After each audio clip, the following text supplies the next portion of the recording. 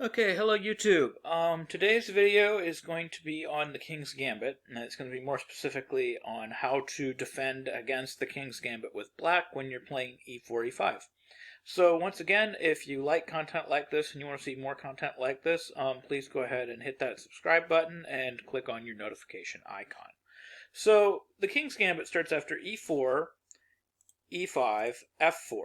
So this begins the King's Gambit. Now, there's a lot of ways to meet the King's Gambit. There's actually quite a few. And another problem with studying the King's Gambit, so to speak, and another reason that you may even want to take up an opening like the King's Gambit, is because there are so many ways to meet the King's Gambit, and because the King's Gambit on the highest levels is relatively rare, there's actually a lot of really unexplored territory within the King's Gambit. So one of the issues is that the majority of the top players, when they actually have to face the King's Gambit, will accept this gambit. And for the most part, the King's Gambit accepted has kind of become, so respected, and nobody's really found any serious improvements on White's plan after the King's Gambit accepted. So one example is this game between Mirosevic and Garry Kasparov. After the move knight f3, Garry Kasparov plays the so-called Fischer variation. This is the variation that Bobby Fischer came up with after he lost his game to Boris Spassky with the move g5. He came up with the move d6. Basically, the idea behind d6 is to eventually play g5 anyway. That is the base part of the plan. And you just want to kind of control this knight, and you want to prevent it from going to the more valuable e5 square. You don't want it to go to the g5 square. Fischer still understood, as a lot of players understood, and was part of my chess education, that taking this pawn and keeping it, it's not just about keeping the extra pawn. In the King's Gambit, we don't actually want to capture this pawn and then eventually give it back like we do in most gambits. Because in the King's Gambit, if we eventually give this pawn back, White ends up with this huge center with pawns on d4 and e4, and then if the bishop is allowed to capture this pawn on f4, White basically has an ideal position with an open f-file, a huge center, and no problems at all. We would much rather, if you're going to give a pawn back, you should give back your d-pawn and not your f-pawn. The f-pawn is super, super important to hang on to in the King's Gambit once you capture it, because the f-pawn is the only thing giving black extra space, and it's the only thing that's shielding you from all of the attacks along the f-file. And this is a really, really critical idea.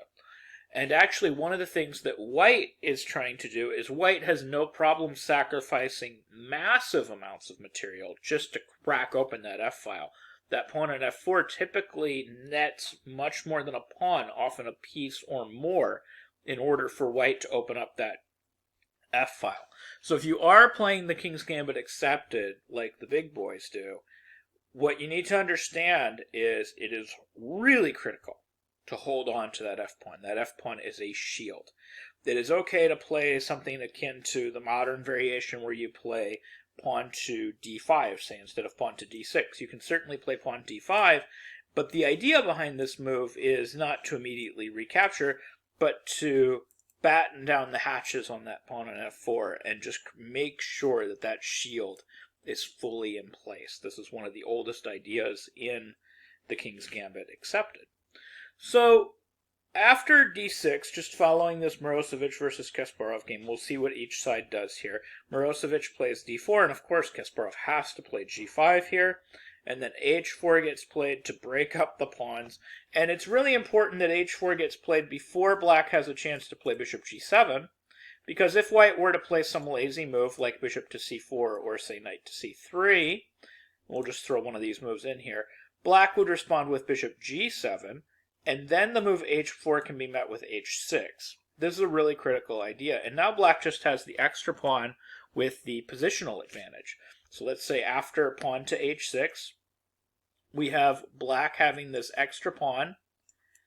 And if black captures on g5 and we recapture, the rook on h8 is held. And that's what's allowing us to play the move bishop g7 and h6. That's what's allowing us to get away with this. Now basically what black is going to do is black is going to proceed eventually with knight to c6, try to tickle this pawn and get it to move forward, and then hopefully gain access to the e5 square with his knight, and possibly even with both knights, and create a complete blockade in the center of the board with a huge advantage. This is basically the idea behind the Fischer variation.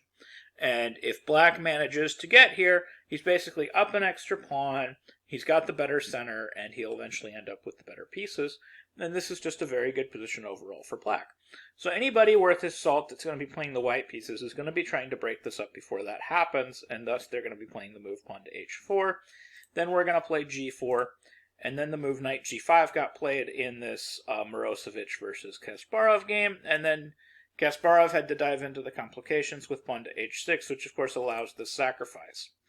But white gets what he wants as well. White gets to open up the f-file, and white gets to attack the king. So this immediately gets very, very fascinating. But Kasparov defends the whole position like a pro. He takes on f7, bishop takes f4, bishop g7, bishop c4 check, king e8, and all of Kasparov's moves were just like perfectly accurate, and somehow he managed to hold everything. Apparently the move bishop e3 was a mistake. If there is an improvement, maybe there's an improvement right around here somewhere. It's hard to say exactly. It's kind of a wild position. But after bishop e3, queen h4, black was definitely in the driver's seat. The game went rook f7, rook h7 was forced, which is another hard move to find. e5, knight a5, hitting the bishop that's defending the rook. Just a series of very accurate defensive moves from Garry Kasparov. And we had bishop e6 and rook f8, takes, and eventually all of the threats go away, and after rook takes f2, the game is pretty much over. Queen f2 is forced, and then g3, and it's Kasparov that's mating, and white doesn't have any counter attacks. There's no rook e7, everything is held. The threat is simply queen h2, and we don't even have to follow with queen h1 because the bishop is holding the f1 square, so basically the game is over here. So that's how you would play the accepted and how you would play the so-called Fischer defense with d6. And that's what all the big guys do. And that makes it difficult to play what I really want to recommend, which is the declined, because the declined avoids all of these complications where white is sacrificing crazy material and going after these attacks and potentially coming up with something really cool on this computer at home. So the declined was always my favorite, and the declined is what I was schooled in. One of the issues with playing the declined or studying the declined is there's so much less high-level data on the declined. And of course you wouldn't think this because the declined is very principled. But so many strong players play the accepted that there's very little good, there's fewer good games on the declined, so we see a lot of mistakes within the declined. So I'll try to navigate you through those mistakes so that you can play the declined correctly. So one of the main ideas behind the declined is we put the bishop on c5, and basically we're not going to take the pawn, we're just going to play simple traditional chess. And basically we're making the argument that moving the f-pawn early was a mistake because this allows us to place our bishop on this now weakened diagonal, and it makes it very difficult for white to castle and for white to do other things and for white to eventually take full control of the square d4. So it's a very positional approach. So bishop to c5, knight f3, d6, and then of course the whole idea is they're not able to capture, like let's just say they capture here and they go after the stuff, because we have this early queen h4, and as you can see, if g3, we're going to play queen takes e4, and we're going to take this rook for free. And if king e2, which does occasionally get played, queen e4 is mate. So this is another reason I'm recommending this. There's a lot of traps, actually, in the declined that people can fall into. There's a lot of traps, and it's very principled, and it's not going to get you into somebody's weird, crazy sacrificial preparation like we just saw in Mirosevic versus Kasparov, which maybe could have gone differently if Mirosevic had chosen to play something other than bishop e3 in that game. So what does white typically play in this position? Well, there's two main moves. There's the move pawn to c3 and the move knight to c3. Now, interestingly enough, once I started diving into the theory of these moves, I started having to do a lot of analysis, a lot of computer analysis on my own, because a lot of the games that I were following were riddled with mistakes because we have a lot of games that are being played on the lower levels. It's hard to find a ton of 2,500 plus games coming from these positions. So after knight to c3, one of the things that knight c3 does, or more to the point, one of the things that knight c3 doesn't do, is it doesn't threaten to play pawn to d4. So basically the way white intends to handle this diagonal is eventually he intends to play knight a4 and say knight captures bishop. So a lot of people back in the day would almost universally play the move knight f6 against this. This I don't think is best, and more importantly, I don't think it's 100% necessary. I think the plans involving bringing this knight to e7 are better, and I think the idea is basically to put pressure on this knight on the f3 square and to put pressure on the d4 square. Because this is kind of the traditional type of thing that you do in any position where you control the d4 square in an e4, e5 opening.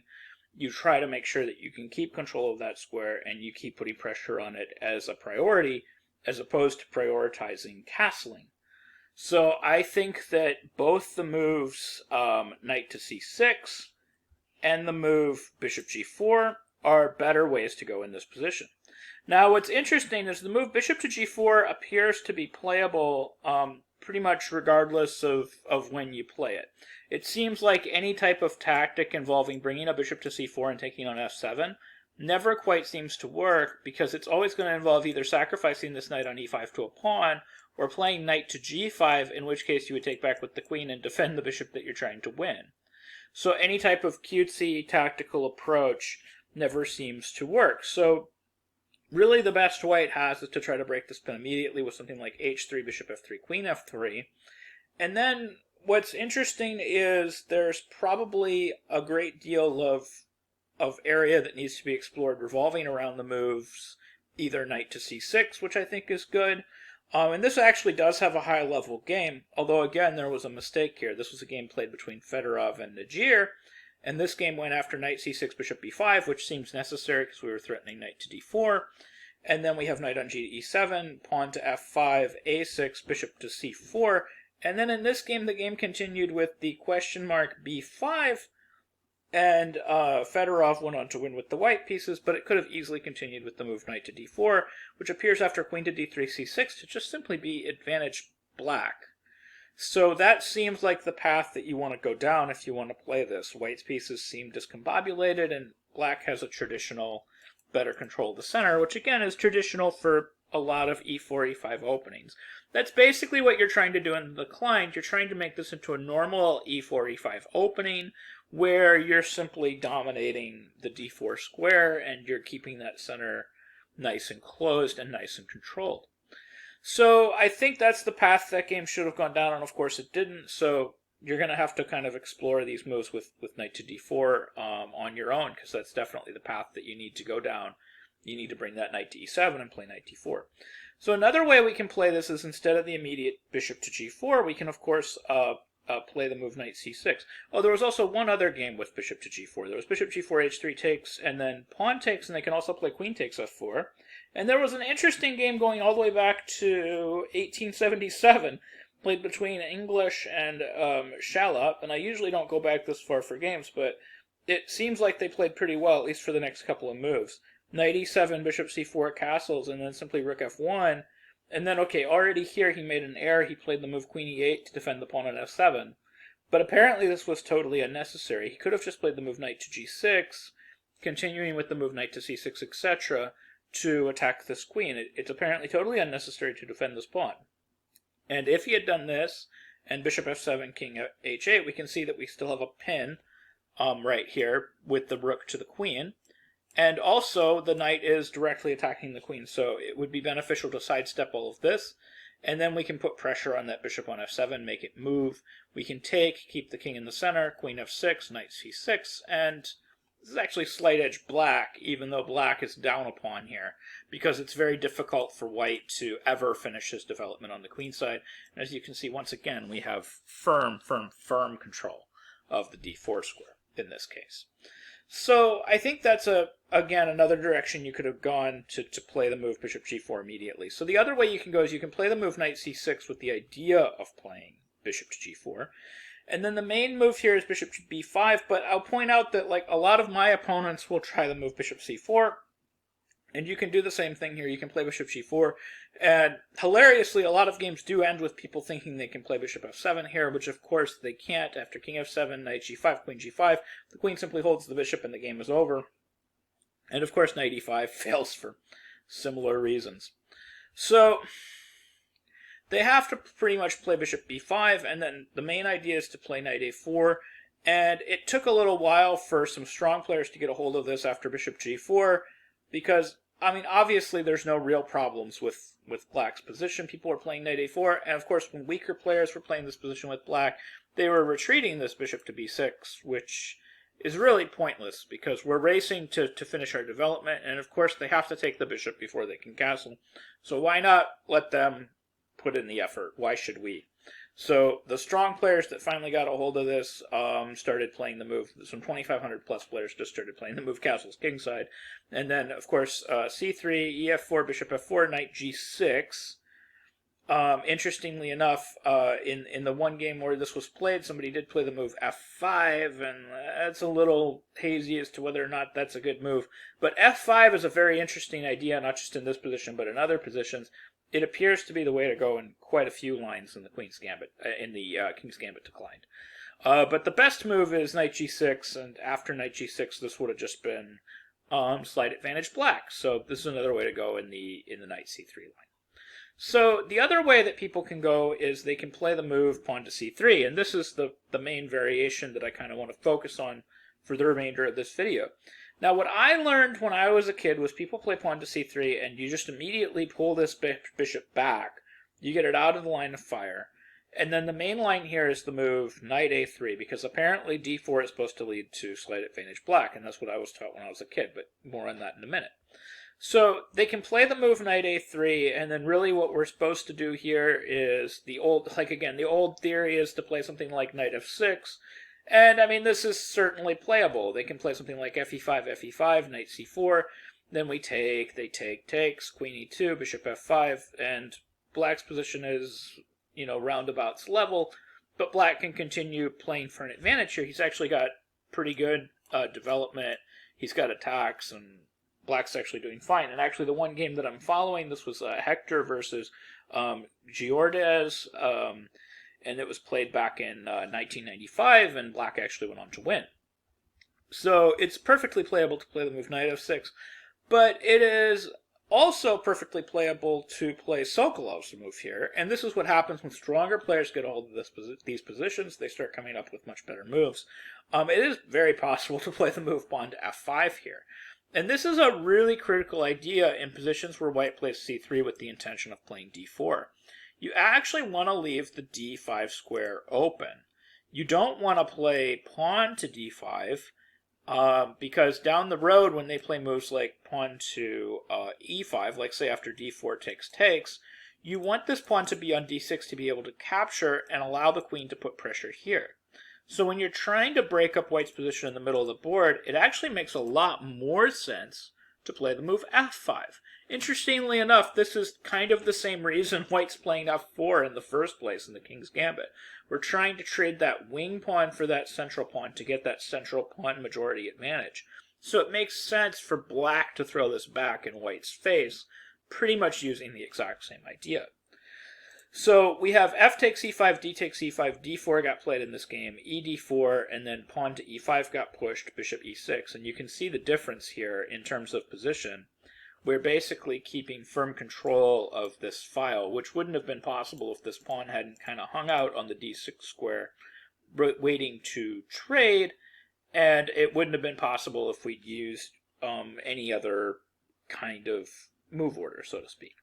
So this game went really well for Sokolov. Like, already he has an advantage here, and he went on to win by simply improving his position and putting pressure on white pieces to basically move back, and then eventually translating that into full pressure on white's pieces and on white's king. So after rook c8, the game was over, and his opponent Valesky resigned. So another idea that we've got to talk about is after the move pawn to c3. What if after bishop b6 they just play d4 anyway? Now, what I was always taught when I was a kid, which is mostly true, is that after e takes d4, c takes d4, the move bishop g4 should be slight advantage black. But what I wasn't taught was how to follow this up appropriately. And apparently nobody was taught this, because I couldn't find the appropriate follow-up for this in the handful of games where this was played.